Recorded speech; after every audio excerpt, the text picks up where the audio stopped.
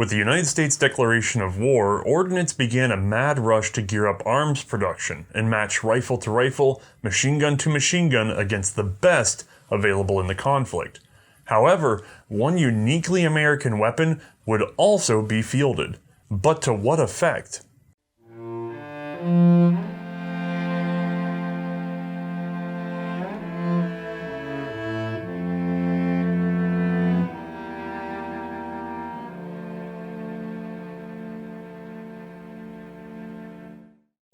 Hi, I'm Othais, and this is a Winchester Model 1897 riot gun with bayonet attachment. Some of you may know it as the trench gun. Let's get it over to the lightbox though. Weighing in at 7.8 pounds and with an overall length of 39.5 inches, this is a compact shotgun that still manages to fit 5 12-gauge cartridges in its magazine tube set under the barrel, although you must load them singularly. You can, however, get that capacity up to 6 by thumbing one in the chamber, which was very common behavior at the time. Now, I know a lot of you have been waiting to see this particular gun in action, but before we even talk about Winchester, let alone this, we need to discuss the martial use of shotguns. Now, at its heart, the shotgun is perhaps a more pure form of the shoulder arm than our modern rifles, because long ago, smoothbore was the only way to shoot. So just about every gun could fire either a singular ball or a handful of shot. Eventually, we found more range and more accuracy by moving to mini balls and rifled barrels. Like the spiral on a football, the subsequent changes made rifles a poor host, though, for shot pellets. But that doesn't mean the shotgun was worthless in combat. Surely the ability to blast a scattering of projectiles in a wider pattern would have some practical use in a firefight. When we think of pirates, we almost immediately recall this. The blunderbuss, a single-shot black powder shoulder arm, which used a flared muzzle to more readily accept any variety of small projectiles you might want to fill it with. And then you could angrily discharge those at anyone who might be impeding your day's hard work, and perhaps a few of his buddies in the bargain. Childhood pirate fantasies aside, these guns were useful for short-range fights when accuracy was subordinate to volume of fire, and therefore made them popular with naval boarding parties, cavalrymen, prison guards, and coach and mail defenders. The blunderbuss is also often credited for being the first dedicated martial shotgun, a firearm not meant for loading a solid ball or mini ball projectile. But of course, this gun is way too old for our show today, and yet in terms of arms history, it's just about as direct a precursor as you can possibly get to our gun today, simply because of the martial neglect of shotguns. Well, with some exceptions for things like the Confederate use of shortened double-barrel shotguns with bayonet mounts, which strangely parallels nicely with our topic today. But let's fast forward to the metallic cartridge era. This is a Springfield Model 1881 Forager shotgun, a trapdoor action fitted with a smooth bore. These guns were used by the frontier-oriented U.S. Army, which kept them for hunting small game in order to augment their often bland rations. And in hunting roles like that, you really didn't need a very complicated shotgun. The Forager would actually remain in service as late as 1906 in some of the more remote outposts of the United States. And by the 1890s, which is when most of the technology that was involved in World War I starts to be adopted, there was almost no military attention on the shotgun, except it seems, again in the United States, where ordnance was very curious about a new invention, the slide action or pump action repeating shotgun as designed by Christopher Spencer and Sylvester Roper. I have a later Bannerman-made example here. This gun introduced to the commercial world a reliable, simple pump action shotgun with a 5-shot tubular magazine. As a matter of fact, let's get a closer look at this whole thing. Alright gang, I don't want to delay too long on this gun. This is a Bannerman-made, Spencer-style pump-action shotgun. If you look at it, you can probably figure out how it works, and there's no interlocks, there's no safeties here, you just pump and go. So, if I were to take this gun and go ahead and pump her back, I'll open up the action, and in this case, this gun does require you, unlike a modern shotgun, to have that action open in order to feed into the magazine tube. I got a dummy, we'll throw it in there, and then I'm going to pump forward, which will not draw it into the chamber like you would expect. Instead, I'm going to have to cycle one more time, and now we're chamber live. So if I were to pull the trigger on a real cartridge instead of a dummy, this would fire, and then once I had done that, I would pump the action again. It'll throw out that spent casing, recock the action, feed the next one, ready to rock and roll. Now, there's a bit of an oddity in trying to track the one, carry the one, to keep that cartridge in mind that it's here and then it's here. You can see why this is not the design that stood the test of time. It's a bit confusing for your average person who's not paying attention to what they're doing. However, other than that sort of carry the one operation and the very way that this, flipping block works, other than that, this works just like a modern shotgun. You wouldn't be confused by it at all, which is pretty dang cool. Realistically, there is nothing about this gun's handling that is unfamiliar to anyone who has worked a modern pump-action gun, which will tell you how good of a concept it was. One of the earlier Spencer-made guns was submitted to U.S. Ordnance in 1886, and it went through the usual exhaustive testing: accuracy, penetration, rust, overcharged cartridges, damaged cartridges, and endurance firing. And from everything I can find, it aced all of it. An exceptional firearm. Only one real problem though: what do you do with a shotgun? Emphasis at that time was on longer ranged engagements, and there was certain utility in an up close and personal fighting weapon, but not to the exclusion of being able to carry a rifle, and carrying both a rifle and a shotgun was just too much weight. Nah, it's best to just stick with a rifle and a handgun as your close range backup and call it a day there. That said, they would order some 350 or so Spencers all the way up until 1893, because they did find one role in which a short range only weapon was practical: guarding prisoners and factories. Period accounts reveal the same opinion was held by various police, security, and National Guard forces all the way through World War I. Repeating shotguns, particularly the Spencer, were the superior choice for guard duties, anti-banditry, and occasional riot control as well. But why? That answer comes down to the cartridge, and this is where all hell breaks loose in a way, because there are a myriad of shotgun cartridges, but let's hit some basics. This is birdshot. You can tell because of the numerous small, light pellets. The Army only cares about this for game and target practice. This is buckshot, a handful of heavy, larger pellets. The most popular type of buckshot at that time, and probably today, is double-aught, which means a .33-inch diameter ball. Double-aught buck pellets are roughly equivalent to a .32 ACP bullet. Now, by World War I, the 12-gauge 2 3/4 chambering was pretty standard. This one's more of a 2 5/8. And so was the 9-pellet double-aught buckshot loading. That means one blast of a Marshall shotgun was worth a whole magazine out of a Ruby pistol. That's not bad.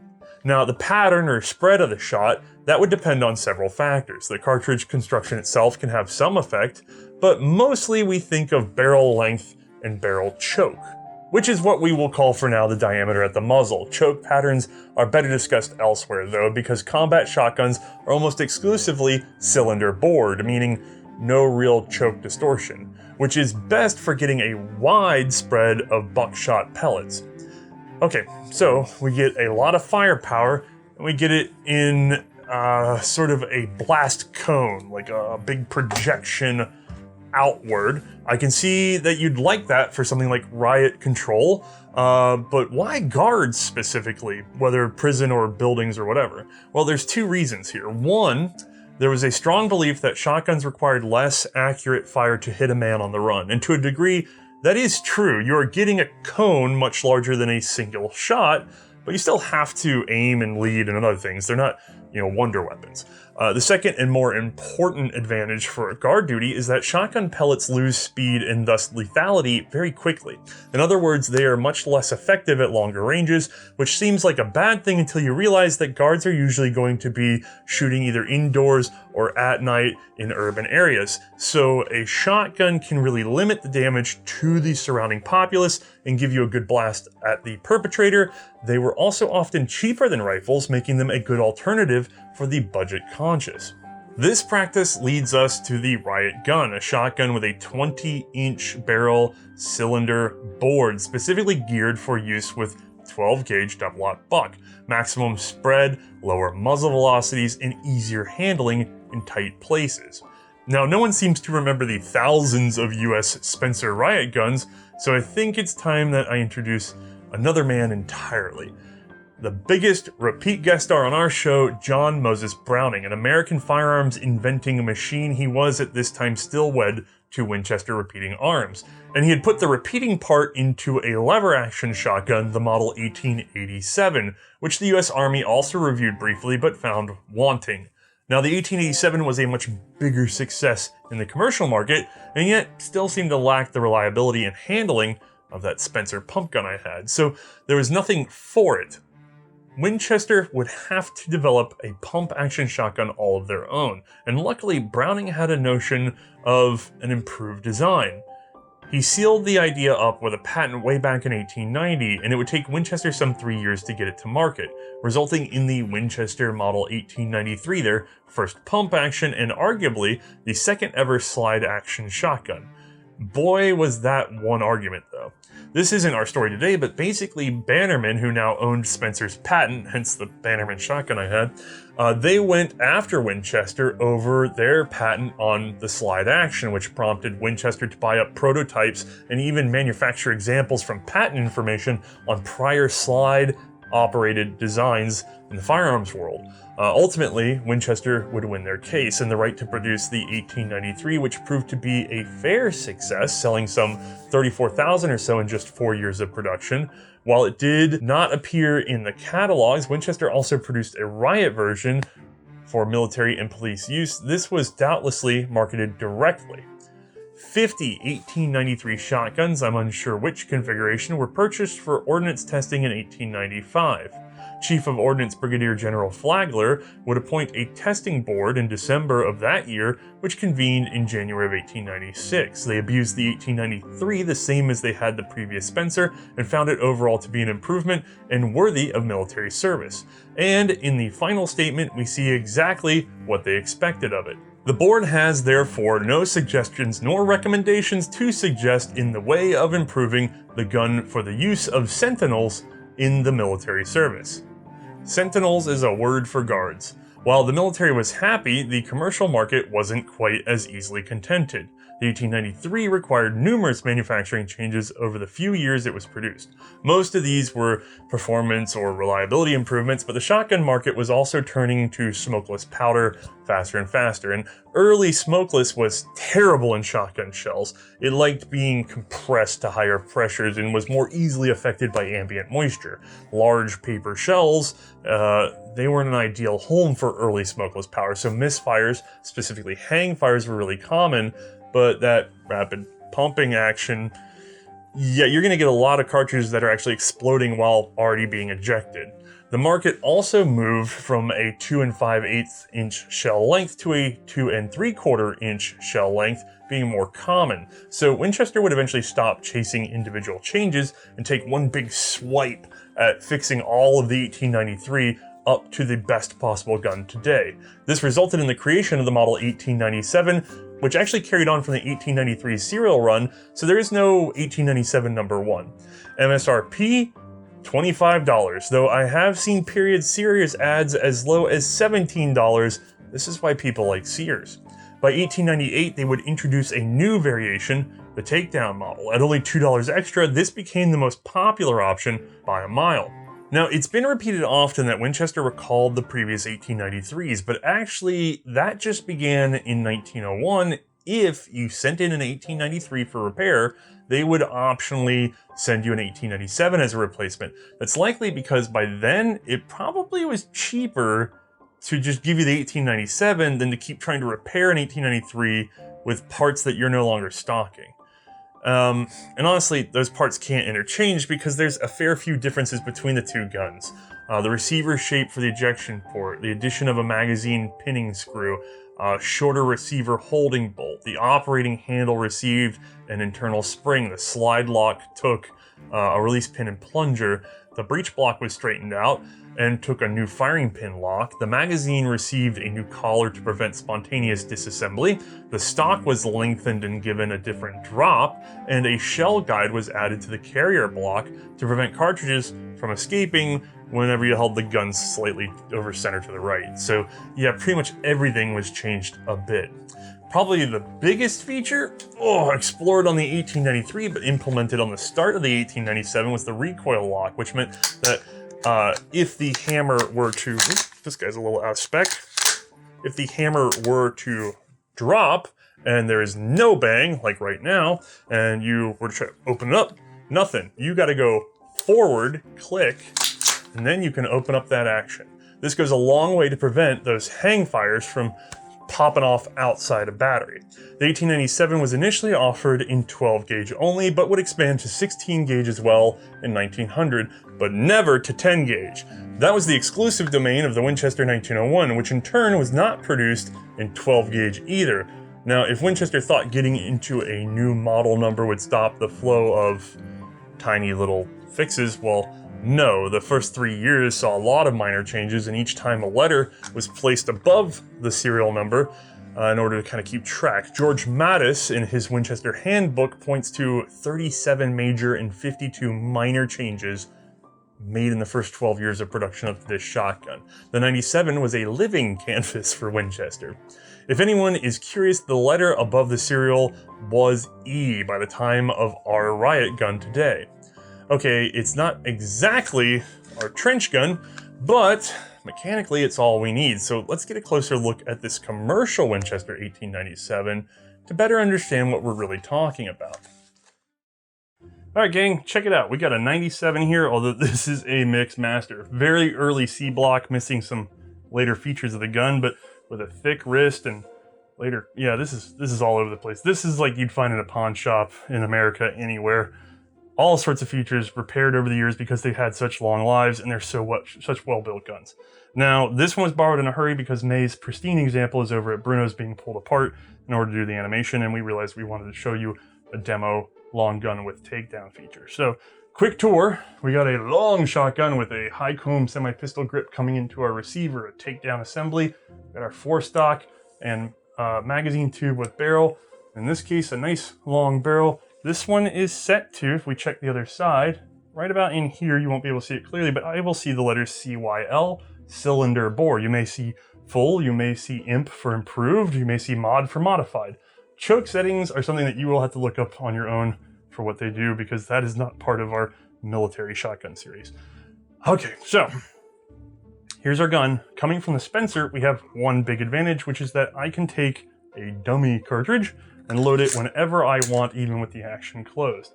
If I want to get the action open, I cannot just pump away. I actually have to come up here and pump forward. More on why in a moment. And then once I pump forward, I can then pump back. Watch for that bolt coming out the rear. Once I pump back, I can then pump forward with another quick snap. Aha ha ha. Now what has that done? That carried our cartridge up and into the chamber, and it cocked our hammer right there. You may have noticed that bolt coming out the rear too. Watch your toodles. So from here, I can discharge the firearm by pulling the trigger. I will go ahead and not do that now though, because let's say that I am concerned about safety. Well, there's a safety of sorts. I can hold the hammer, pull the trigger, and then this one is very dirty and beat up, so it doesn't like doing this easily. There we go. I can then ride that hammer, spooky, because if you let it go, it's going into that firing pin. I can ride it there, where it can no longer advance. It is in the half-notch safety. So, no bango, unless I either pump the action or manually cock the hammer all the way back. From there, I can fire it, boom, and then, if I had actually gotten a boom, my non-dominant hand would be on this forestock, and the gun would have recoiled, well, rearward. This is hard to do on a camera, guys. The gun would have recoiled that way while I held still. Now, while I held still and the gun went rearward, it's the same effect as me pumping forward while the gun stays still. You still get that click. That recoil safety has kicked in, and therefore the gun knows that it is either discharged or you have intentionally shoved forward. In both cases, it's now happy to let you, as long as the hammer is down, give up that cartridge. So I'm just going to pump that out. Give me 1 second. Weak extraction on this old bird. All right. There we are, right? Well, there's one other possible way to set this gun up. Now, let me get this pumped forward. Okay, sorry guys, it's just easier to do from the shoulder. I pumped her back forward, and our hammer's back. Let's say we have a live one in the chamber or not, who cares? We want to get this gun open, and now, forward or back, she ain't doing anything. That's what this big old button here is for. You give that a push, you pull this forward and then back, and then you are back into the gun. Open and ready. Not too bad, right? Okay, so I've covered the basics, but what else is there? Well, check this out. If I were to hold this trigger down and then pump this gun all the way to the rear, feed the next round, and then pump it forward, whoa, that's my hammer, and it's all the way down. What the heck? Well, that's because there's no disconnect on the trigger. In theory, you can fill up the magazine, pull the trigger, and then just keep pumping, and on every forward stroke, you will get another bang. That's what's known as slam fire, and a lot of people are very tickled by it, even though it has limited possible uses. Now, on the last part, unique to this gun, but not on the trench gun, still something I should probably show you, we have a takedown system. This was done so that it was easier to store these guns for transport because a lot of sportsmen would throw them into bags in order to get on and off the bus, on and off the ferry, on and off whatever means of conveyance that would take them to the place where they would shoot all the birds. So, up at the front, we have a pin that we can push. I want to be very clear about these, by the way. If you have one of these guns and this thing's flopping around all the time, it's in backwards. Just take it all the way out, flip it around, and put it back in. The way these were set up, the tension should be so that this comes most of the way out to the bottom, but it more easily is held up. That's just a little tip and trick. A lot of people suffer this problem. I see a lot of guns with these pins backwards, and they just sort of open themselves up. With that pin out, we can then rotate this. This one's very smooth. Once we've rotated it, we can pull the magazine tube out, and with the magazine tube out, the stop for the forestock is part of the magazine tube, so now the forestock can come all the way forward, that pump can come all the way forward. When it's all the way forward, it's no longer down in the receiver, and therefore we can twist.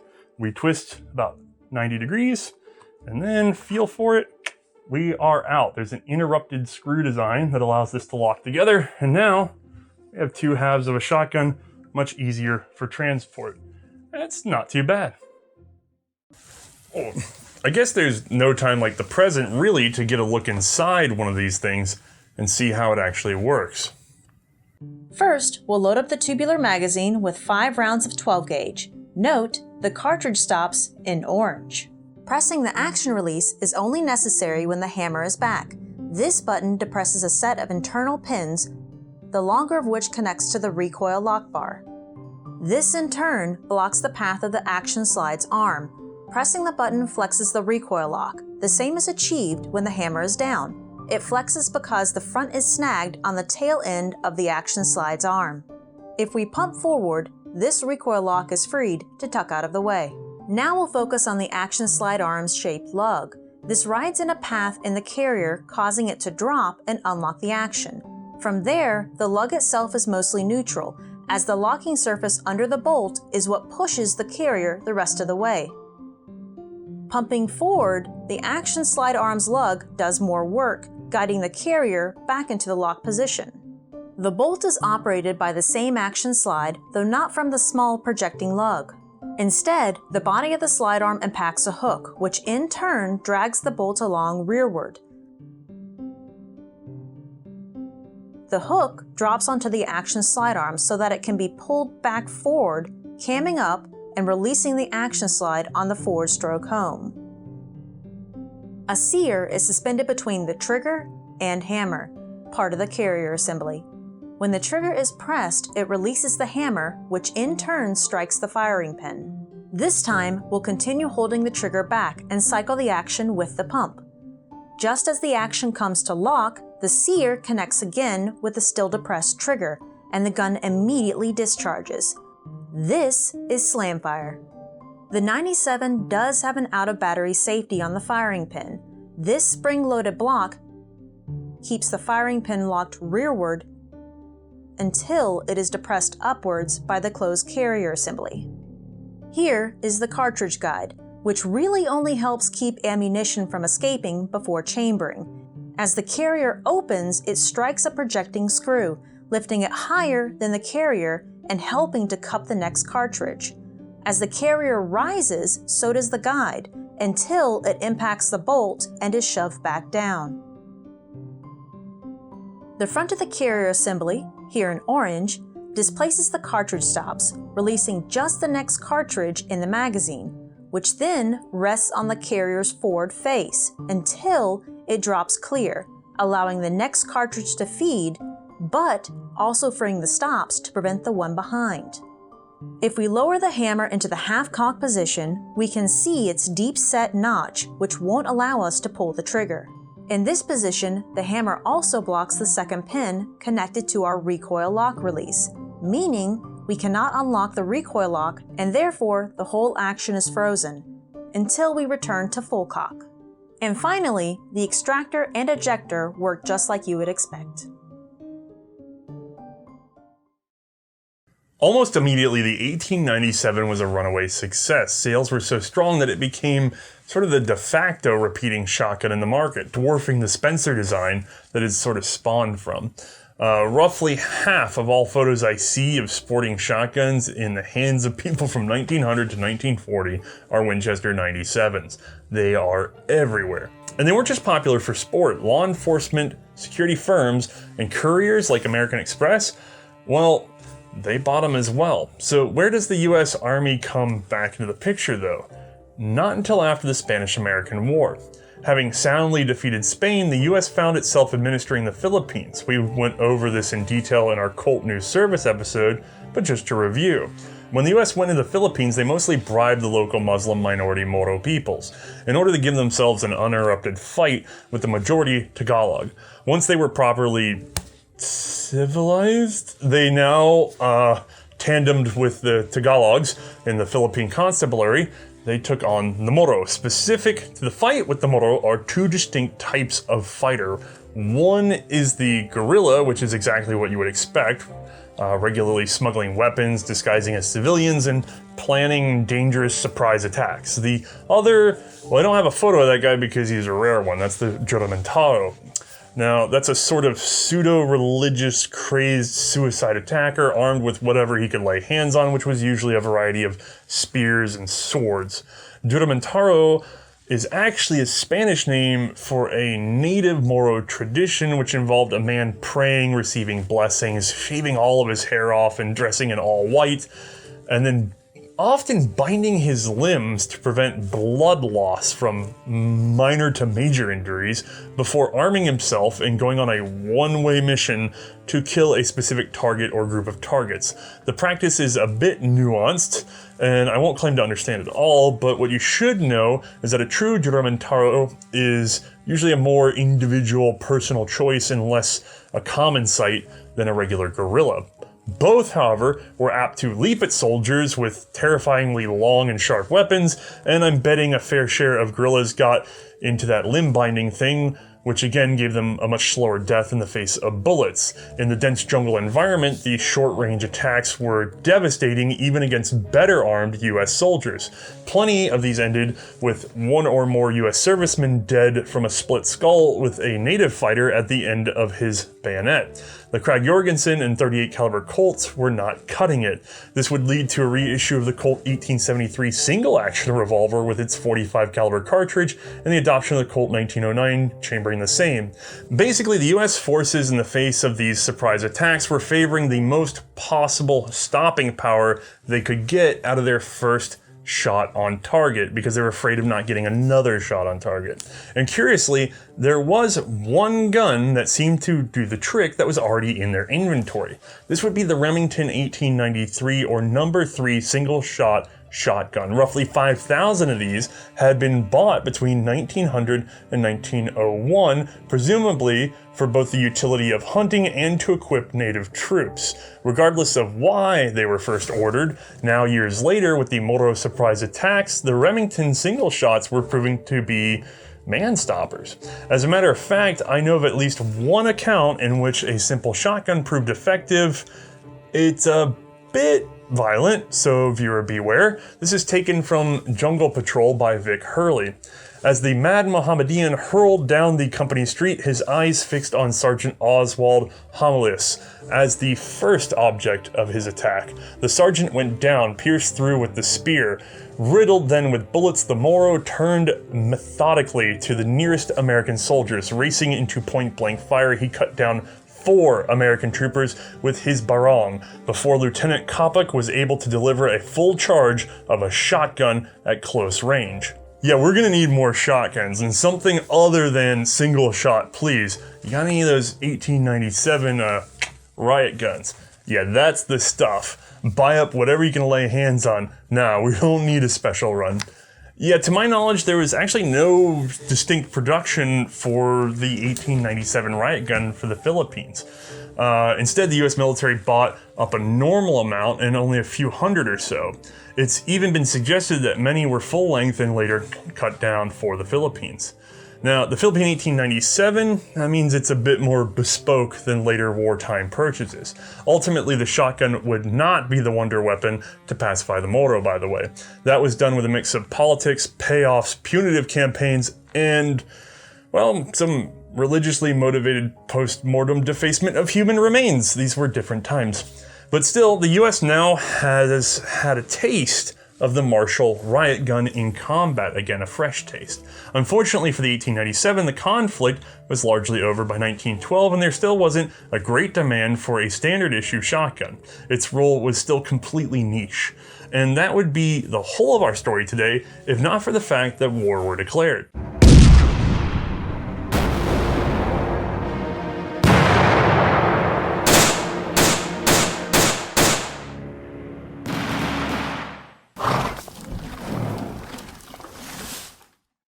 That would be April 16th, 1917 for the US, by the way. Now, the US had been making money hand over fist throughout the conflict, producing some of the best firearms money can buy for the Entente. But in all the hurry, we sort of forgot to make many firearms for ourselves. Equipment shortages were so severe that we actually sent men ahead of their guns, letting them serve with the French and British and use their equipment. Even with US forces in the field under our own command, machine gun shortages in particular would last, making the French Hotchkiss practically standard issue. On the rifle front, we were doing a fair bit better though. We had preemptively sped up 1903 production, but not by enough. Thankfully, the introduction of the 1917 rifle, which was produced in massive commercial numbers, made up for the difference quickly. For training, we also had plenty of Krags still on hand. Still, if you could replace a homebound rifle with something cheaper and more available, you know, the sort of thing guards would use, yep, that's where that 1897 riot gun was the ticket, and they started flowing. But they weren't the only ones to be pressed into service. The long barrels were also used, sometimes up in the guard towers, but usually they were reserved for aerial training, teaching the core concept of leading a target in flight, and also probably because clay shooting is really fun. Actually, I have seen 97s rolled into other training roles. Honestly, it's just a handy firearm to have around without sacrificing a possible frontline rifle. Winchester records show that 1,473 model 1897s were delivered during the war. These are distinct from the Riot version, and so we'll have to assume that they are all the long commercial model.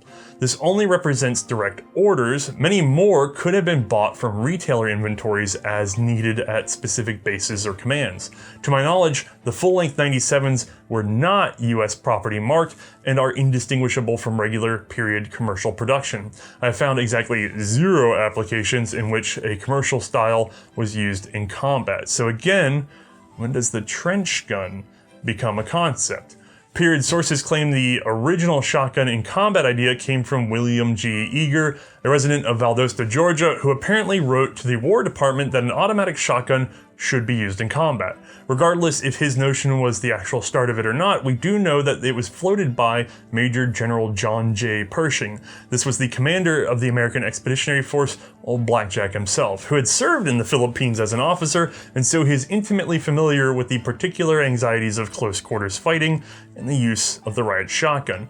Don't forget, the US is coming into an already deadlocked fight. We know we need a combined arms strategy, using spotting planes, use timed artillery, anti-machine gun light machine guns with grenade launchers, augmented infantry with higher suppressive fire like the BAR, but once we're in the trench, then what?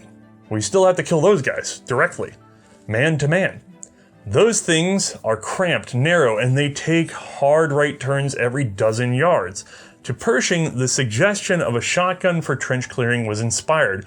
To him, you could just pull the trigger and pump away in either direction and just drop Germans by the pair at close range. The only real downside was that, unlike the service rifle, once emptied, the shotgun did not have a bayonet in reserve. But of course, that's the issue we are seeking to correct. With Pershing's request in hand, both Winchester and Remington went to work. There's just one problem.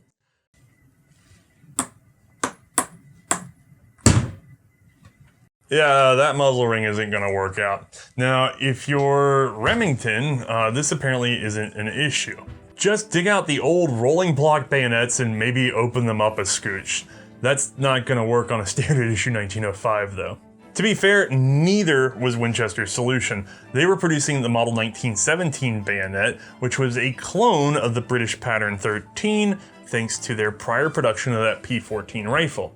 Good news though, the US has way more 1917 bayonets and rifles than 1905s and Springfields anyway, so Winchester really just needs a mount for the blade that they're already making to put it on the shotgun that they're already making. Superintendent John E. Otterson took care of the muzzle ring issue by simply offsetting it onto the barrel, which may look a bit ungainly, but it does get the job done nicely. And by the way, I actually heard a possibly apocryphal but possibly true story that when they first introduced the new bayonet lug right here actually, on these shotguns to ordnance officers, some Army officers were upset about that offset and they thought it would weaken it. Apparently a quick-thinking Winchester man explained that they needed that distance of the blade from the bore so that the buckshot doesn't hit the bayonet.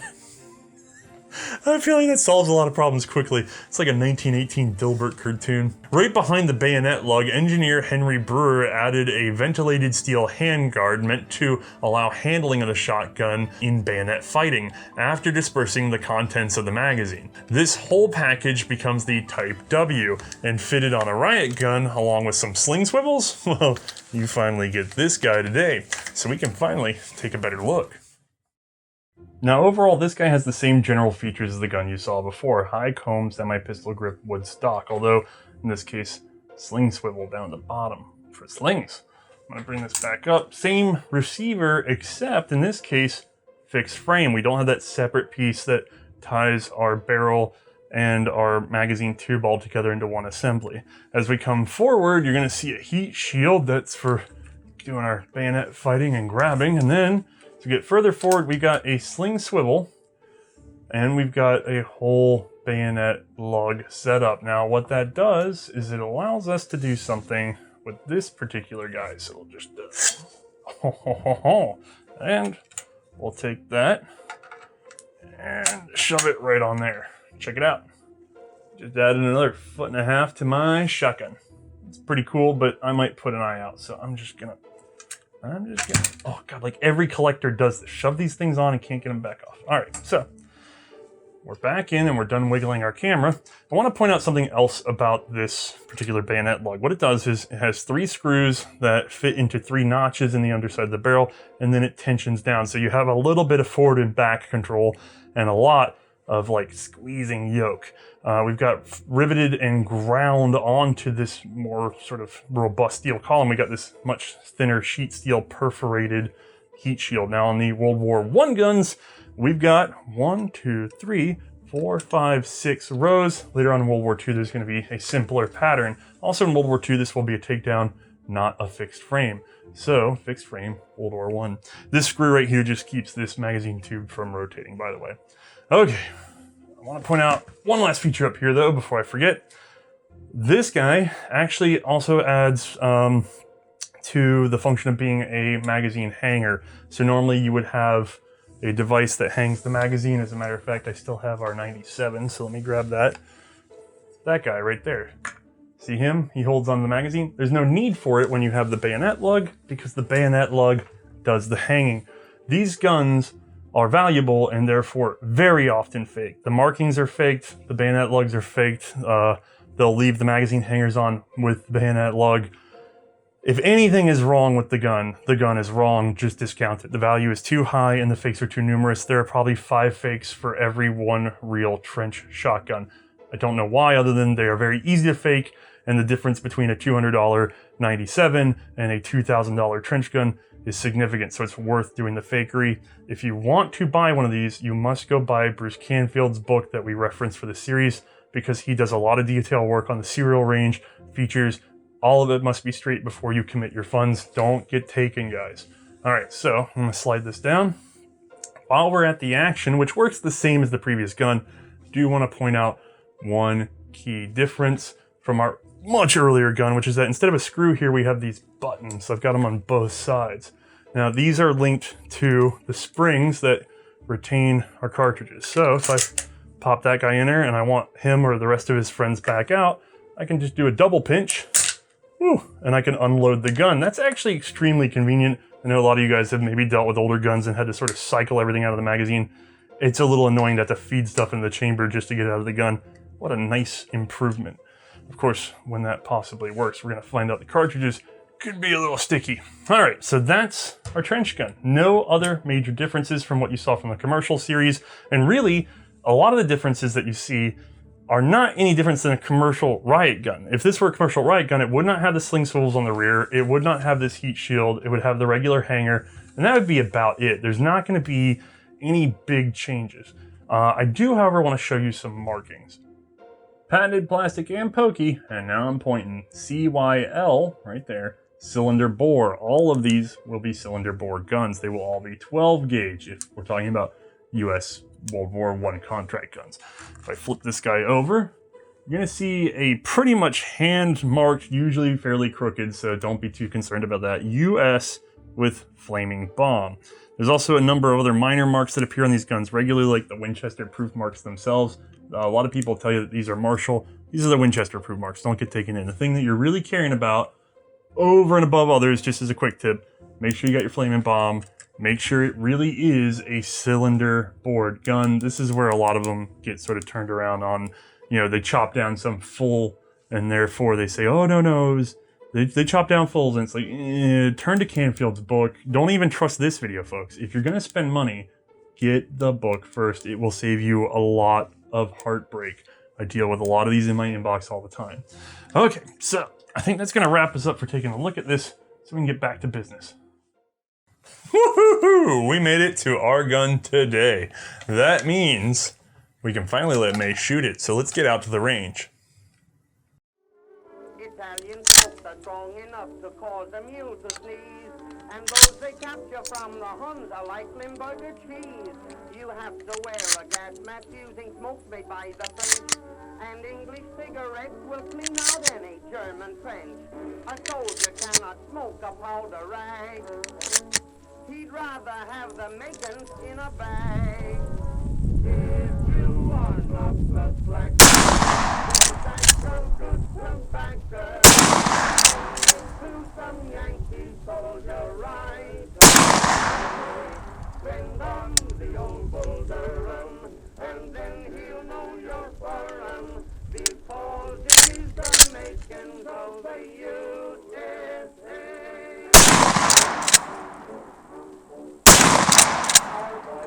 The Germans out and treat it. But they can't smoke him out unless we send them on the smoke. So buy your wife some room,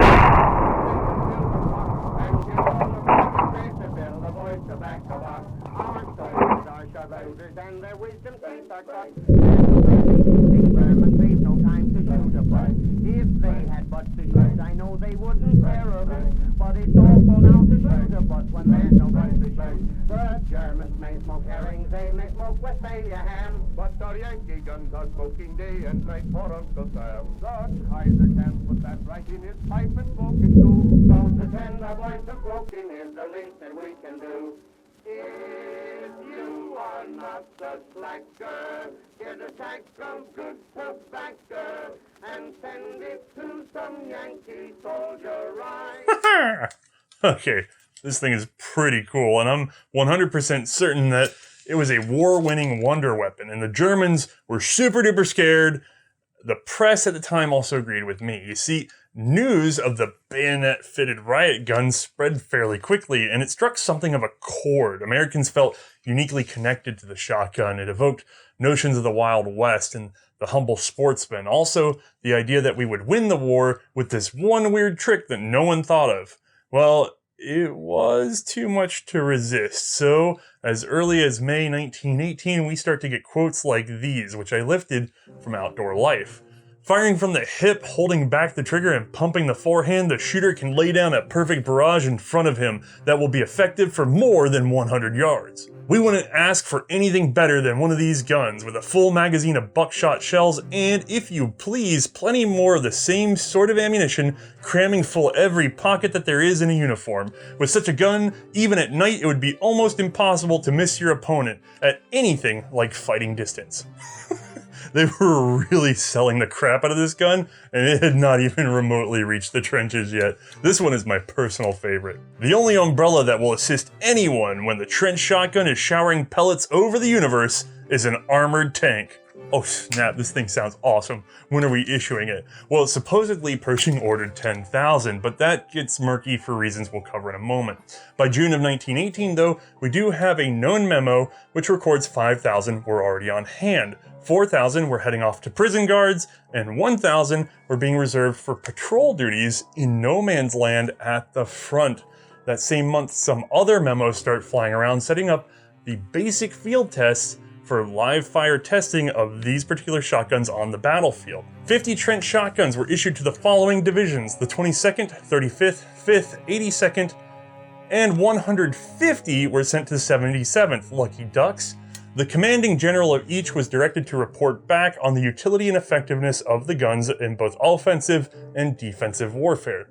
Now, before we get into their reports, I just want to point out that during the testing phase, 3 shotguns are known to have been captured by German forces on July 27th. These came from the men of the 77th Division, and they proved to be a sore point for the Germans, who at this time simply fumed on the matter. But the US press, they went nuts. Stories started erupting about US servicemen capturing 30 Germans with one shotgun, and they wind each other up. They even start claiming doughboys were shooting grenades out of the air. I actually blame that story on this DuPont ad, which says it a bit more tongue-in-cheek, but next thing you know, it's being reported as fact. We actually tested this notion in a previous episode, in our Remington 10 episode to be specific. Recall, the only standard issue ammo at the front was double-aught buckshot, making this a challenging shot, and while theoretically possible, the results, even on a hit, are so mixed, I would rather just duck. Grenades are scary. So the press is happy, the Germans are miffed. How about the troops? How do they feel? Well, they have mixed feelings. Let's start with the positive though. Many felt the shotgun was extremely effective on patrol in no man's land. It was widely preferred for night fighting and excellent against small groups of enemy patrols or scouts. Some thought it was completely demoralizing to the enemy, and wherever it was dry out, the guns were 100% reliable. Negative reports included issues with limited range, meaning fighting under 50 yards was recommended, which is uncomfortably close. The standard web gear was also terrible for holding shotgun shells, so soldiers often just filled their pockets. But since these were paper shells, they were often damaged. Guards and others who often unloaded and reloaded the guns noticed the same. The paper shells were taking damage and being wasted. And then, on the wet areas of the front, the shotgun was universally hated simply because it would not fire more than one shot. Some of you may be noticing a pattern here. The provided paper case 12-gauge ammunition was not working out on the front lines. It was easily damaged in transport and handling, and in wet conditions it swelled up to jam the magazine feed, turning the guns into single shots at best. There was an attempt to fix this by ordering full brass shells, but these took time to deliver, and few if any made it into the fight. Brass shells also had their own issues with feeding and binding, though not enough to warrant some comments for World War I. The Army also designed a 32-round shell bag, but again, likely few if any were ever delivered before the armistice. And really, that's about it for the oh-so-fearsome trench gun. I am being a bit heavy-handed though, because I do know of one account of the 97 definitively winning the day. Sergeant Lloyd M. Siebert would earn a Medal of Honor for his actions in September of 1918.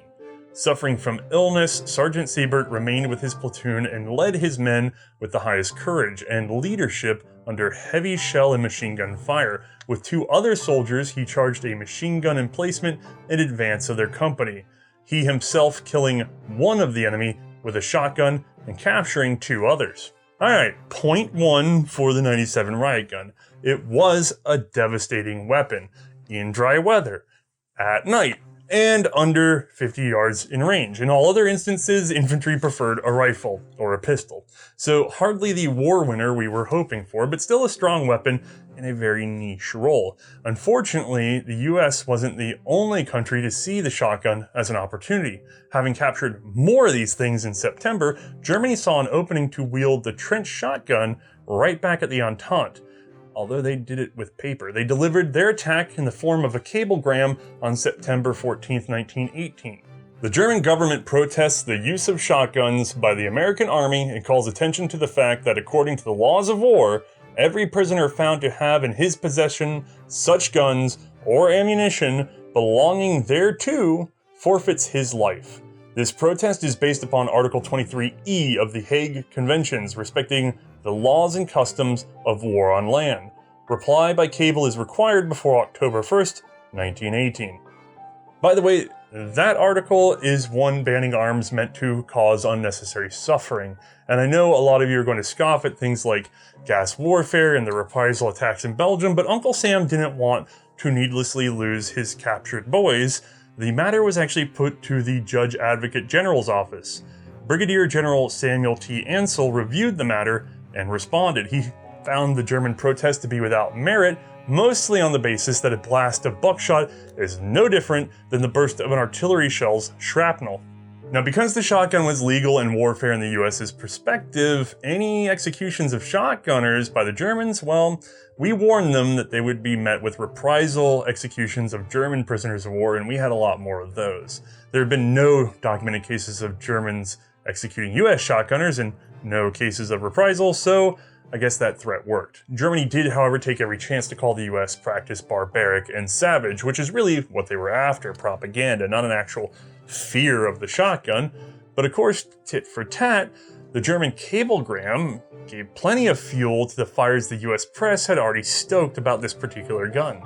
There is but one hope to be wrung from this ethical confusion of the Germans. It may be that their search for atrocities among the enemy means a real, though misdirected and overzealous, beginning of a moral awakening. The early manifestations of such development are too crude, however, to constitute a definite promise. Burn! By the way, I found a lot of these articles searching for terms like riot gun, trench shotgun, sawed-off shotgun, less so when I searched for trench gun, and that's because that term only turns up later in 1918, a product of press shorthand. Unfortunately, there was already a well-known use for the term trench gun in the military vernacular. The French Model 1916 37mm infantry support gun, a very light piece of artillery that the US also made some use of. I've also seen mortars and even the VB grenade referred to as trench guns in that period. Never the 97 though, not in a military document. It was just the riot shotgun with or without bayonet. Military inventory numbers can actually get really weird because of the lack of any care between those terms. You see the gun recorded as a riot gun, or just a Winchester 97, or a shotgun 12 gauge, or whatever. Thankfully, the few notes from Winchester we have are a bit more specific. The earliest contract I can find is from January of 1918 for 12,580 riot guns with bayonet. An ordnance memo from late September 1918 reveals total orders of Winchester riot guns to be 35,195. Only trouble is they don't differentiate between the bayonet mounted and the plain. A final Winchester memo seems to clear this up though, just 12,202 total trench style guns and 18,205 riot guns without bayonet lugs. So roughly 30,000 total for the US government, but that September an ordnance memo reports only 15,939 delivered at that time, with roughly 10,000 of those shipped to Europe so far, The shipped guns are most likely to be bayoneted, but we can't be sure. Likely, Winchester was going all out on the 1897 for the planned 1919 offensive. They were going to make at least 35,000, but like everything else, the government probably just sort of reduced that order down or straight up pulled the plug on it when the armistice was declared. While the Army might extend contracts for war essential things like machine guns and rifles, stockpiling shotguns was probably not a high priority, and I'm betting Winchester was left holding the ball on a lot of these guns. Notably, several thousand or more riot guns with bayonet lugs or mixed parts thereof. I say this because currently many collectors will say a non-US marked trench gun is common and not to worry about it. It surely got a few Germans anyway, but I'm betting the unmarked guns were never taken in by the US government and were instead most likely marketed post-war by Winchester to police, National Guard, and prisons, which, by the way, they did serve with all of these. Honestly, they were in rather high demand during the Depression era, what with all the banditry and mail robberies. But that's a bit beyond our scope today. Instead, I'd like to bring us back around to the final question. Why the heck didn't the government go with the Model 12? There was at least one prototype with a bayonet adapter, which was really the same as the W model. The gun is better sealed and more modern, certainly one of the best ever made, and yet it would only see a trench configuration for World War II. Was it that the 97 was easier to produce in large numbers? Was it that the 97 had already served? Was it that the external hammer, acting as an indicator, reminded them of the 1911 and made it easier to use? Was it because the external bolt allowed it to shed mud easier and not clog up, whereas the sealed Model 12 action, maybe it would compress the mud in there? That one seems less likely, but I'm just putting it out there. Anyway, only something like 600 Model 12 riot guns were bought by the government, and they were exclusively used at home. To be fair to the 97, it was the most successful repeating shotgun I know of, manufactured until 1957. Over 1 million would be made. Of course, as many of you know, the 97 would again get a bayonet lug, albeit slightly different for World War II. This time it was a takedown model as well, but again, a story for another day. Instead, we'll just check in on Mae and see how she feels about actually wielding this thing. Alright gang, once more we've made room for Mae, and there's plenty of room for this little darling. Let's put that in your hands. You now have a Winchester Model 97 riot gun with bayonet attachment. Not a trench gun. Nobody called it that except for the newspapers, and then everyone else for 100 years. So I guess maybe it is now considered a trench gun. Yes. But you have the World War I riot gun with bayonet. It's a shotgun. We've talked about one other shotgun before, but we've done a lot of research since then. Let's talk about ergonomics. How does this particular thing feel in your hands?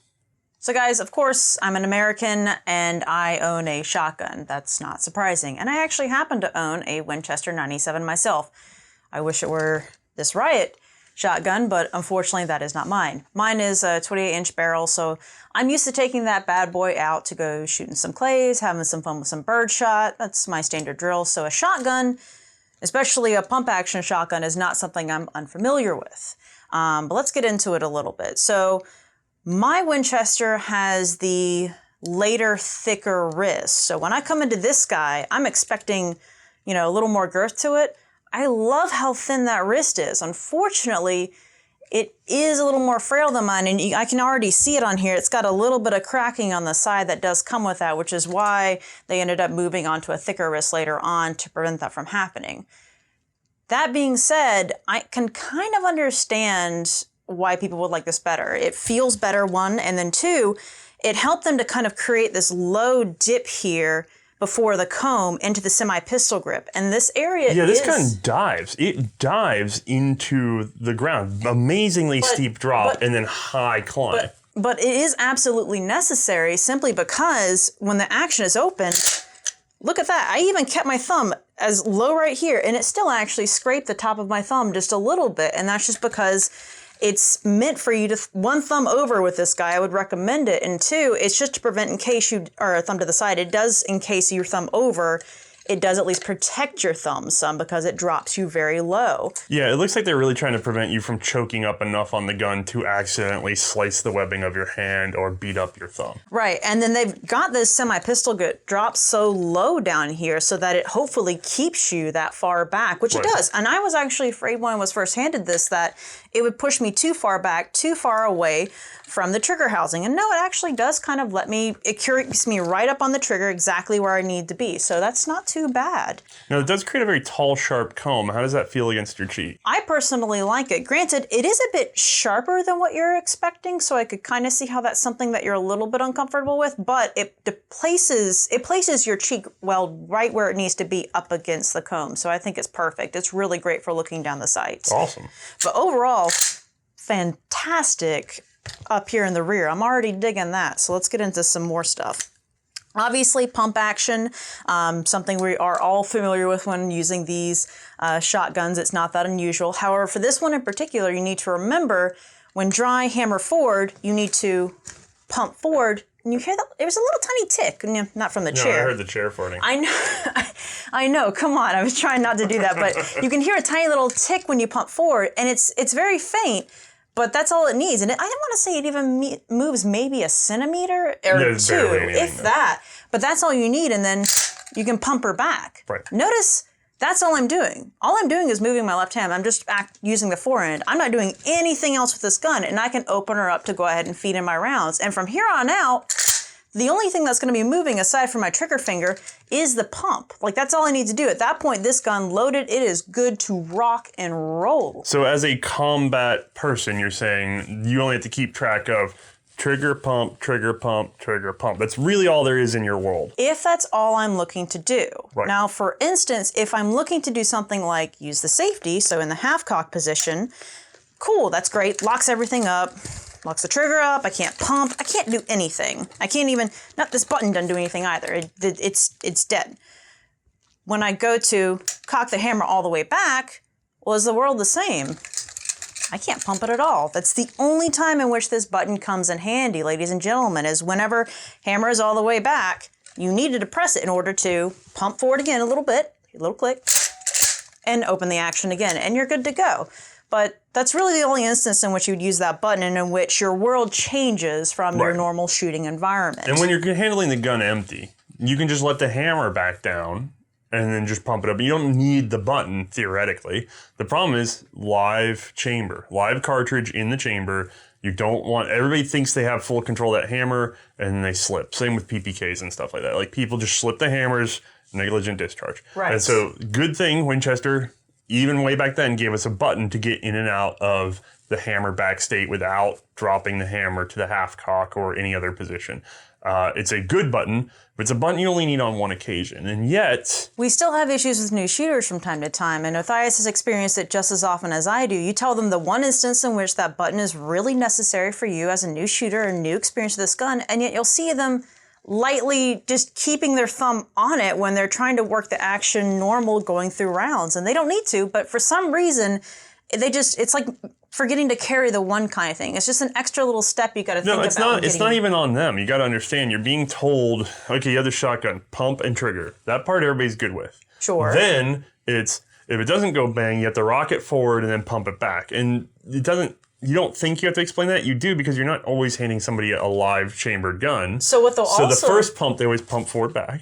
Yep, and you're right. Go ahead, sorry. No, yeah. What they'll also do is they'll forget that they need to do that pump forward when they'll go to use the button when the hammer's all the way back. You'll see it all the time. They'll forget one extra little thing because it's not just one step, it's multiple steps. Yeah, so now I'm pressing the button, but the gun's not moving. Well, you got to also pump forward. It doesn't seem complicated, and yet once you're there and you're kind of in a hurry and you're new to it, you're trying to remember 2, 3, 4 things. Only at certain times. Once the gun is chambered and ready to go, it is as simple as it can possibly be. And that's what's necessary for combat, but that's not what you're doing 9 times out of 10 with the gun. 9 times out of 10 with the gun, you're holding buttons and moving forward and back and doing weird stuff. Right. So, we ended up handling it way more than we did outside of and off the range than we ever do actually shooting it. And that's just normal thing. That's not different. So not life-threatening, but a little bit of a training thing to pay attention to, I would say. Yeah, I would agree. And then the other thing is these two buttons down here, that kind of trips people up because they're like, well, what's going on there? It's not part of the safety. It's not part of working the action, open or close. What do I do with that? And you have to tell them these buttons are just for ejecting rounds out of the magazine. And yet still they'll reach for that button on the right, thinking it's the further back button, and there's stuff going on that can be confusing to a shooter. Right. But once you get used to it, I would argue like with an hour, probably like an hour of practice on the range of just constantly having fun with clays for a day, that's probably all you need. You'll have it from there unless you, riding a bike or driving stick, you forget to do it for 6 months and then it might take you a minute to get used to it again. Also, for the people they issued these to, they were probably already familiar with the 97. It was a very common commercial shotgun. It was very much a well-known American weapon. And for all the complexity that these controls add, they add a lot of utility. It allows you to unload the mag without cycling through. It allows you to open up the action without dropping the hammer. So these are good things to have. They're just also ever so slightly confusing because there's all these other states versus a bolt action where you're like safe or not safe and then bolt it open. And that's really all you're thinking about. Like the only extra bits that come with that are if you have something like a magazine cutoff or something like that. Yeah, it's true. Or if you have like end blocks that you can kick out already. So you can get more complex, but generally, for some reason, people have a much easier time with that concept than dealing with shotguns for the first time. I'm not sure why. So while we're talking about it in terms of ergonomics, how do you feel about having that slide action up front? Because we were just talking about how bolt actions are different from shotguns. With a bolt action in combat, you're moving up here by your head in a space that you're already taking up. With a shotgun, with that forend, you're moving out in the ether in front of you. Is that going to cause any change in how you handle this gun? Absolutely. So for me, I'm going to want to make sure that I definitely pull this as deep into my shoulder as possible because whenever you're having to pump forward like that, you got to make sure you're really pulling it deep into your shoulder. Pulling it off your shoulder is such an easy thing to do with these guys. And then unfortunately, on top of that, the shotgun itself kind of limits my position ability. So I can't really lie prone with them because I need to be able to move all up in this area, which is not normal. Or if I wanted to post it up on something like the edge of a trench or something like that, it really wouldn't be very useful in those situations. Unlike a bolt action where all the action, like Othais was mentioning, was up here. All my arm or up here is doing is just for stabilizing. It really doesn't need to move, with the exception of some gentle shifting for angles and things like that. Yeah, this is a great weapon for standing or running or crouching or whatever. Oh, it's fantastic for mobility. There's some weird things with using shotguns in combat, which is why this gun was limited to a very narrow role, but more on that in a second. So we got through the sort of ergonomics of a shotgun. Sure. What about actually shooting the thing? How's that going as just pull trigger, pellets come out? Lining up my sight, guys, it is just a standard bead sight. Like any shotgun, I'm pretty much just point shooting. You're just looking for the bead, lining it on your target, and firing from there. The trigger on this one is a wonderful single stage trigger. It's very clean, very crisp, very smooth pull through. Absolutely love it. A few pounds of weight, not really much to it, I would say. Recoil starts to get a little bit much because I'm not shooting birdshot out of it, which is what I'm actually used to with these shotguns. So not only am I used to a much lighter recoil, it's also something that I'm used to on a much longer gun. So this gun likes to climb a little bit. It's got more recoil than what I'm just normally expecting, but double-aught buck, I would argue, is very manageable. It's just it's not what I'm used to shooting all the time. It's going to be a different feeling. I would put in the same rough category as like a Berthier carbine. Pretty severe, but not uncontrollable by any means. I would agree, but it's not too bad. But yeah, shooting was a very pleasant experience with this guy. I had a heck of a lot of fun. The only thing I would want to make sure I added, though, it's a different sensation. I definitely wanted to bring it back to this heat shield up here because this thing is fantastic. I was able to shoot this gun like dozens of rounds downrange without ever feeling really any heat from it. And it's pretty great, especially if I want to attach something special to the front of it. Okay, let me give you that. Let's see. Here. Let's try it out. We should have actually done slam fire with this on here. That's true, and we should talk about that in just a second. But first, I want you guys to see this. I'm in the better position to show it for a second. Tell me there is not a weapon that looks like it is more dripping with malicious intent than this particular configuration. So what is that heat shield like? So it is absolutely phenomenal. This heat shield, I truly thought first handed it that it was going to bite into my fingers because it looks, not only just looks menacing, but on top of that, it kind of looks like the metal. Cheese grater. Yeah, it does kind of strike cheese grater for the thought there, but it's surprisingly not bad. It doesn't dig into your fingers weird. Provides some nice, I would guess just say really good texture to grip against, and honestly, it's perfect for the stabby bits. I was worried coming off the Remington Model 10 trench, which is actually behind you. It has a wood handguard. I was actually worried that the steel handguard would be more slick in wet conditions and things like that. But those ventilation holes, which are designed to help cool it, to keep that surface cool while the barrel heats up, they actually give you quite a bit of traction. I think it's wonderful. And then on top of that, this felt way more stable than that Model 10 because this heat shield is riveted into the bayonet lug, which is drilled onto, well, not drilled, but it's got screws that it's screwed with 3 massive screws right here onto the front of the gun. Right. So everything about the front of this attached to the top of the magazine, well, like all of this feels so much more stable. Yeah, so what's going on is on the Remington Model 10 behind you, it has a bayonet lug mount that uses like a blind pin and a screw. This uses 3 side screws already very firmly held. But then on that gun, the bayonet lug is totally separate. And then the actual handguard is held at the front and rear by 2 metal clips. And they're not spring clips like on those sort of reproduction style we had to build, but on the originals, it's like a 1/4 inch or less. It's like 1/8 of an inch of sheet steel underneath a lip, underneath another lip at the front and rear. And the problem is under like extreme torque, it's very easy to sort of rip that out and bend that. And that's why most of those handguards are missing. Also, it's steel riveted to wood, so you have another rivet point. So you have multiple connection points, right? At any point it can fail. Right, this is steel riveted to steel, bolted to the thing, and you're done. And the way it's bolted to the thing, it also ties in the front of the magazine tube, like you said, so that you get this sort of, both the barrel and the magazine tube are adding to the rigidity. They're tied together very securely. This is the most secure shotgun bayonet lug I can imagine. And it's why it's the one that stood the test of time. It's incredibly stable, and at no point did I feel any sort of wiggle coming from this guy. So bayonet fighting feels good on this platform. Oh, it's fantastic. I wish we had taken time for me at the range to kind of get a little practice on that target, but I mean, I did tear it up pretty good. Okay, so I think that's getting us into sort of what we're talking about with slamfire. Let me get this back from you so that we can not accidentally have a negligent poke. It's always easier to get them on than off. All right, let me get this back to you. Okay. We need your opinion on slamfire because this is something people are very curious about. It comes up a lot. So this gun doesn't have an interrupter, which means every time I pump forward, as long as I'm holding that trigger down, it's going to discharge the next round, which is fantastic in theory. We do actually have a little clip of that I did want to make sure we shared with you guys.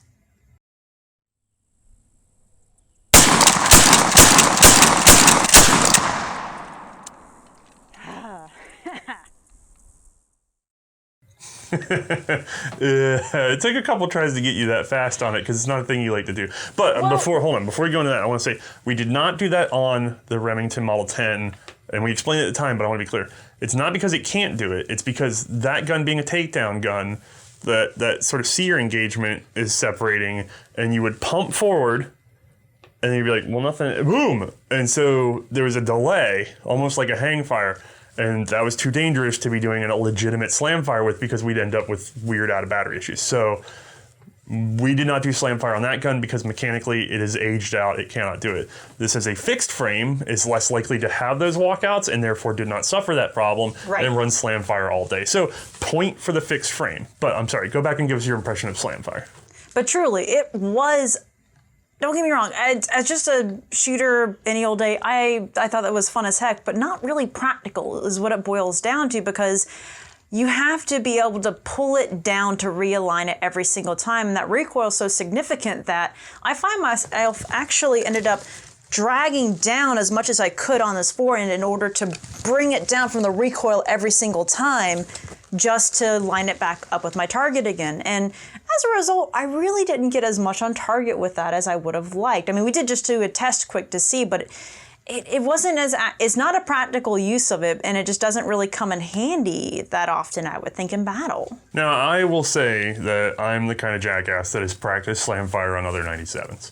and other early shotguns. He's pretty good. I'm pretty good with slamfire. Like, it's one of my few talents, but I also have a lot of mass to throw at the problem. This is true. So I need to get bigger. I still don't know that I would ever use it in a fight, because as much as I'm good at it and I practice it, and I know it's a 2-mode thing. Like, I switch to slamfire mode and I do a slamfire, and then I go back to using a shotgun like a normal person. And I don't think that in an emergency, I'm going to go, oh crap, and just hold the trigger and pump and expect the pump to be the shot, because all of my training in terms of defensive shooting and things like that for myself is acquire, trigger.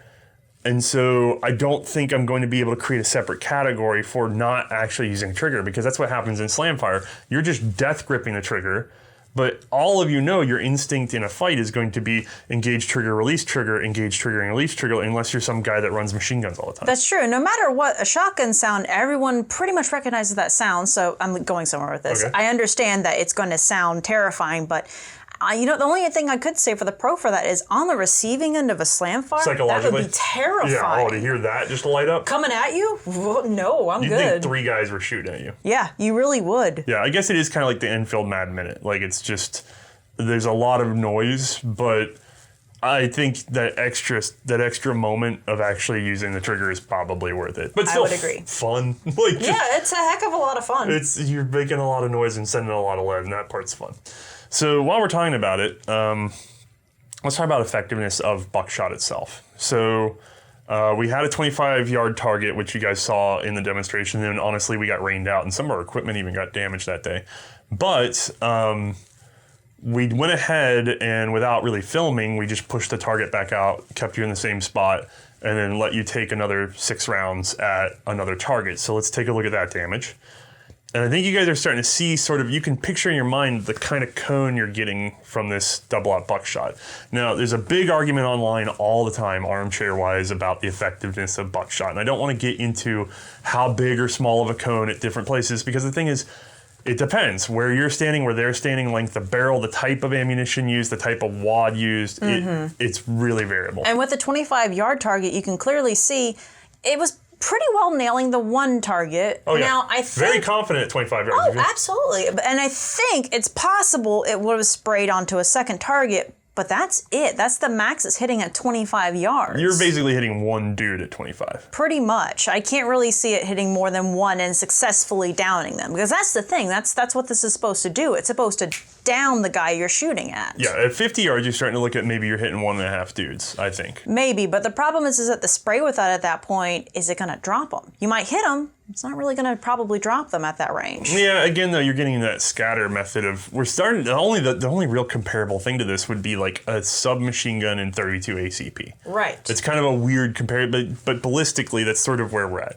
And then you get out to 100 yards, and studies at the time with the government, and even modern studies, and even YouTubers who have gone out and done this, always find that 100 yards with double-aught buck 9 pellet, they get out to 100 yards, they have trouble hitting a block of ballistics shell this big. Yeah, didn't you tell me that somebody successfully managed to do it like 1 out of 9 times or something like that? It takes a number of shots to get a representative pellet into that. So you're not even hitting a target this big at 100 yards reliably.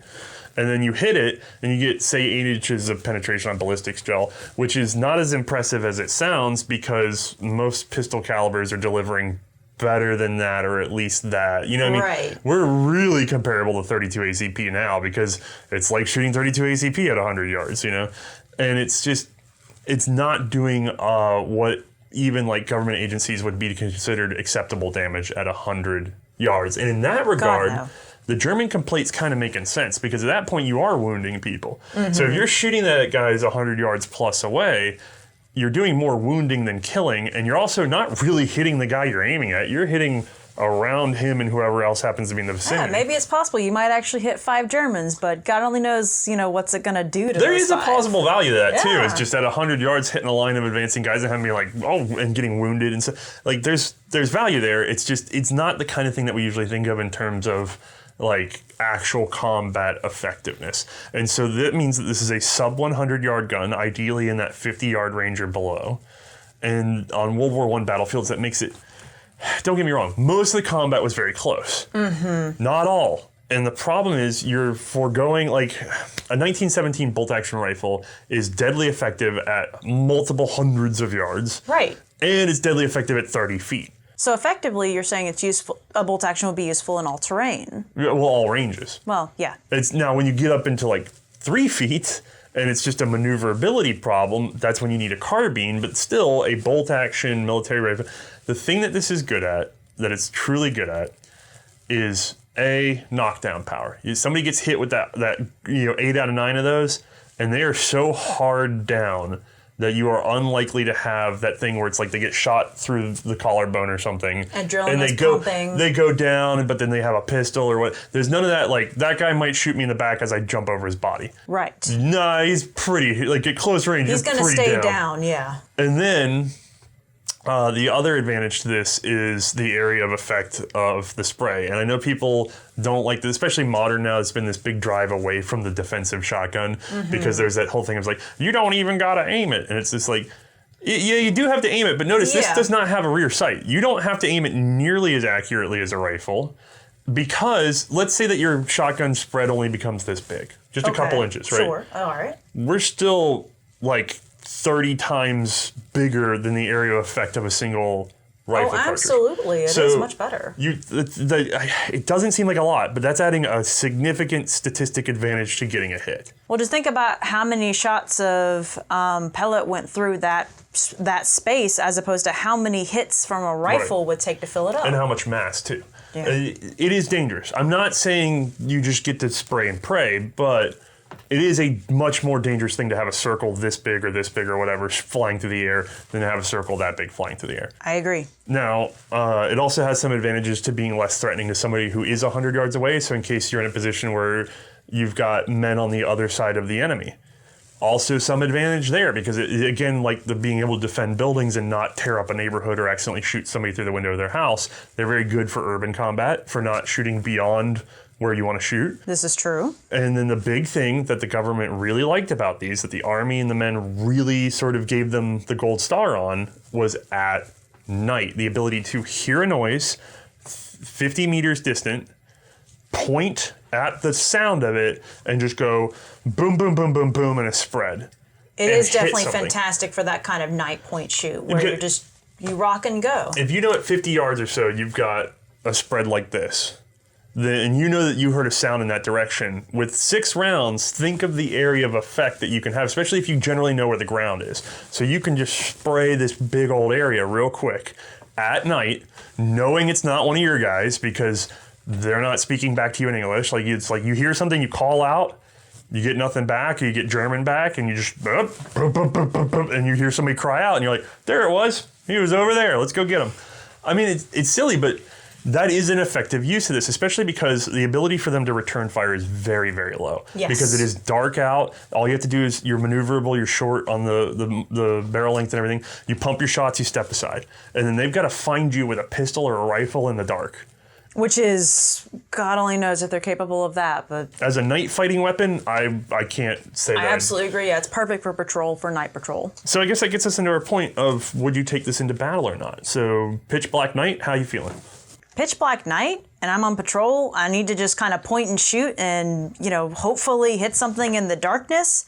Yeah, I'm definitely going to have this with me. It is easy for a point and shoot. I don't have to worry about actually lining up my sights and acquiring my target. I can just hit it sound, and the spray on its own will probably help at least. If anything, it might wing the guy if it doesn't knock him down. And then on top of that, terrifying to hear this thing going off in the night. Mm-hmm. Okay, so open terrain, 100 yards. No, okay. Here's where we get into the problems. Oh, no, that's just no. Oh, that's just the tip of the iceberg. Yeah, no. Okay, now this is where it's going to get tricky. Oh, boy. Okay? He's excited. Trench fighting on the attack. Okay. So would you take a line with this and fight in a trench with it? If I'm in the trench, and I'm running in the trench, yeah, actually, I would take this in the trench with me, because if you think about it, the only thing that would be I would consider better over this to take in the trench with me would be something like a submachine gun. That'd be great. That'd be fantastic in the trench. Fair point. Submachine gun does a better job than this thing. Yeah, don't get me wrong, it does better, but that's the only thing I would probably put above this when it comes to like maneuvering in a trench and fighting like that. Right, and but still pretty good. Okay, Right. we're listing some pretty good conditions here. So far it's good at night, good in a trench. Okay. Here's the big one. Would you take it in a battle if it were raining? Now, why would you do that? Why would you introduce a terrible condition like that? Because you know that it's the Wicked Witch of the West and it's going to melt. In every regard, the dry sectors said that these guns were amazing at very limited roles. And not even on the trench attacks, because the idea of trying to get to the enemy trench with something like this means that you don't have the rifle with you to get up there. So you're doing nothing effectively, and if the guys around you are killed, now you either scramble for their weapon or you're stuck where you are. Hooray. You need to get to the enemy to use this thing, and in the daylight, that's almost impossible. And then not only that, dry conditions at that. Right. The moment those paper cartridges get wet, unfortunately, that's where the issues just come into play because you'd fire off one round, maybe, and then after that, they're so gunked up here inside the magazine tube, or they're just swelling. Don't forget, guys, it's not like you can just take them in a Ziploc bag and it's better that way. Hooray, Ziploc. The guns get wet, they build moisture and mildew and stuff like that. The rust starts to pile up, whatever. Material and mud and whatever gets into the action. And then they had no real way to securely carry them because they weren't really equipped to actually carry the paper cartridges Yeah, they didn't around. have a cartridge bag, like I said before, so they'd put them in their pockets and they'd get rubbed together and then dropped on and bent and and just reliably being able to grab and load a cartridge was not a thing. And then, unfortunately, the way they jammed up, there's not a way to get them back out without dismantling the gun. And then on top of that, the moment you get them out, well, if they've gotten wet at any point, you pretty much have to dry the whole gun inside out because the magazine tube itself can't hold any moisture. Then they'll get wet again, and then you got to clean out the action. Right, so you'd have to take off the bayonet lug. The fastest way you could do is take off the bayonet lug, take off the cap, go in and shotgun brush that out. And then that would get your mag back in. Make sure your shotgun brush is dry, though, in that wet condition. You can't even really use it as a single loader because that same sort of paper goo that starts to develop, you run a couple rounds like that to the chamber, or the rounds are wet in your pocket, they're not going to fit the chamber either, and you're going to start jamming up on single shots. So, even if they didn't get wet, like you were saying before, those cartridges weren't the most resilient on their own, so even in dry conditions, and they were just sitting in your pocket banging around or getting rubbed up against, they could easily just bend or break even. And even in dry weather, there is no rapid loading system. It's still a singular load. So we're back at, this thing loads as slow as a label, which you were very upset about. Yeah, unfortunately, that was another sad one there. Now, you get a lot more pellets for your one load. That's true. There's a lot more stopping power with that potential there. I think what we're winding down to is that the shotgun gets an emphatic yes for night patrolling. And dry night patrolling. Yep. Thank you very much. And if you just woke up one day already in a trench fight, okay, but the problem is getting to and from the trench fight, and also wet conditions, which were absolutely wet conditions on the front. Now, they did try to come out with high brass shells. As far as I know, they never made it to the front lines in time. The armistice was declared, so that might have changed the history, but the same problems turned up in World War II. Right. And I have not done a ton of research into the World War II operation of the trench guns. But they were like, guys, this is still a problem. Right. So the problem is overall shotguns always fill a specialty role and you're looking for a universal weapon. So while we both love this gun and have a lot of confidence in it in this one weird way, it's unfortunately going to have to get a no from both of us. Yeah, I'm going to have to agree. I love the gun and it hurts. It hurts deep in my soul because if I take this and I show it to you, I'm going to tell you, if you're familiar with something like a fantasy series like Star Trek and the Klingon with their batleth, and it's the big curvy blade, and you just know batleth goes with Klingon. You can't see one without thinking of the other because it's just that mental image of something so associated with a group of people. True. I don't know that there is a more American-looking weapon from World War I. That is quite American. This is the most American thing. The Springfield 1903, German Mauser. The 1917, German Mauser through the British interpretation. At least we know who to steal stuff from for ideas. Yeah, that's true. Now, the 1911 handgun, also American, big semi-automatic handgun, also very identifiable. But the problem is you show it to other powers and they go, yeah, we got something like that. We got the FN 1903. We got what? They've seen stuff like it. Nobody had anything that looked like this except for America. This is the American gun. And so there's a lot of love for it in that regard, but it doesn't mean that it worked for all occasions. True. All right, so I think that's got it. While you wouldn't necessarily carry into battle, would you like to own one? Would you ever sell it if you owned that one? Are you kidding me? Of course I would never sell it. It'd be my own personal shotgun that I can shoot modern shells out of. Yeah, I'm gonna have a ton of fun with this guy. I don't think that it has a practical use in the war per se, especially at that time with the paper cartridges, but me personally, as a collector and shooter, oh yeah, these are tons of fun. That's true. You can cheap modern birdshot feeds through it just fine, and it's a way to enjoy something of this age. And it may not be practical, but I love slam fire. All right, so I think that's got us wrapped up. Updates are after the credits. Y'all have a good one. Night, guys.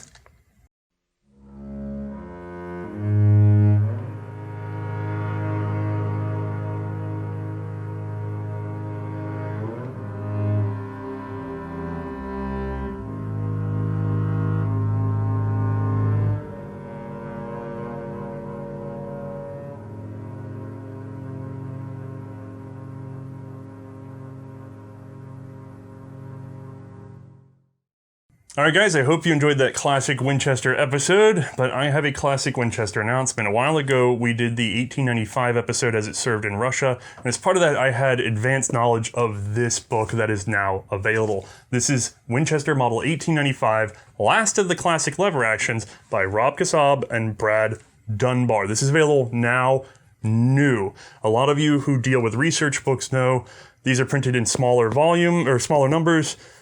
They almost always triple or double their value over the next 10 years because not enough people buy them and there's more interest later.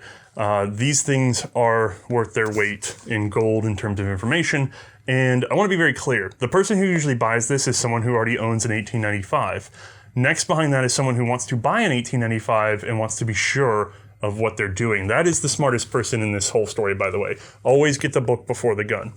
Then you have people who are just generally interested in these as reference books, which is also good. And then behind that, there are people who are actually entertained by consuming a ton of minute details about a particular firearm. You are probably one of those people if you're watching this, because not only do you watch Primer episodes, you watch them to the end to see the updates about the Primer episodes. You, if you're listening to this, are the kind of person who will enjoy this book, and you'll enjoy it even more because, frankly, I don't normally do book reviews. This has some of the best visual layout I have ever seen. Original documents, original cartridge boxes, letters, things like that. All the stuff you usually don't get your hands on because it's been processed into the book in such a way that it's been removed. They've laid it all in here, almost like a story of the research itself. It's fantastic. I appreciate this on two separate levels. One as a researcher and two as someone who's interested in the guns. So if you'd like a tour of what it's like to sort of do all this, by all means, grab a copy of this, try it out. Maybe it's the first book that you've really gotten into of this scale. See how you like it. If you don't, okay, don't buy any more. But this one's a good one to start on in terms of getting a really tight story. Now, on a more macro sense, I would like to sort of challenge you guys. We had that symposium out in Wyoming that some of you had seen the videos with Ian. And we talked a lot about how to integrate museums in new media. And the whole time I was also thinking about researchers in new media. And I'm the new media, which is very odd to think of because I think I'm pretty boring. But I need a way to convey authors to you guys and researchers to you guys that goes above and beyond just book reviews like you've seen. I need a way to help you understand the value of these guys and how much work they're really doing. If you have ideas on that matter, please by all means let me know. But on the sort of front end of it, I'm really considering sort of an amalgamated collector's site that will display videos with equal weight to book releases and things like that. I've got a little alpha version hidden away if you can find it, but once that's ready, I think I'm going to announce it and let you guys try it out. If it works, it works. If it doesn't, it doesn't. But I don't want to be the kind of person who didn't try to bring the people who are doing the hard work right up to the front of the line. So on that note, I'm going to have to just let it go. Check out the book. Keep an eye out for me to start making some announcements. Have a good one.